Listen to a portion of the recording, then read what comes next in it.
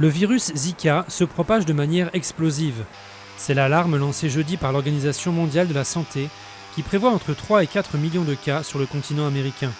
Le virus, pour lequel il n'existe pas de vaccin, se transmet par piqûre de moustiques et peut entraîner de graves malformations congénitales.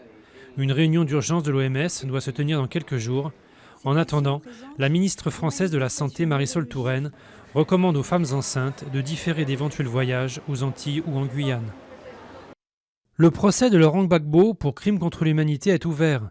L'ex-président ivoirien est poursuivi à La Haye pour son rôle dans la crise de 2010-2011, née de son refus de céder le pouvoir à Alassane Ouattara.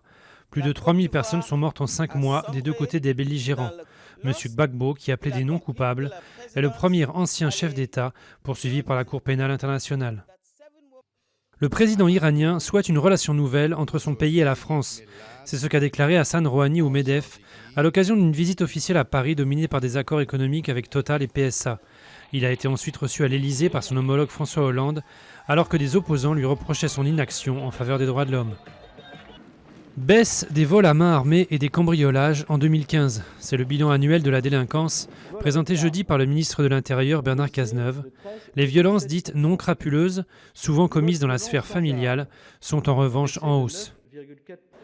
Ouverture au public du Festival de BD d'Angoulême. Cette 43e édition, qui a été marquée par une polémique sur l'absence de femmes sélectionnées pour le Grand Prix, consacre notamment une exposition au japonais Katsuhiro Otomo, auteur des mangas Akira.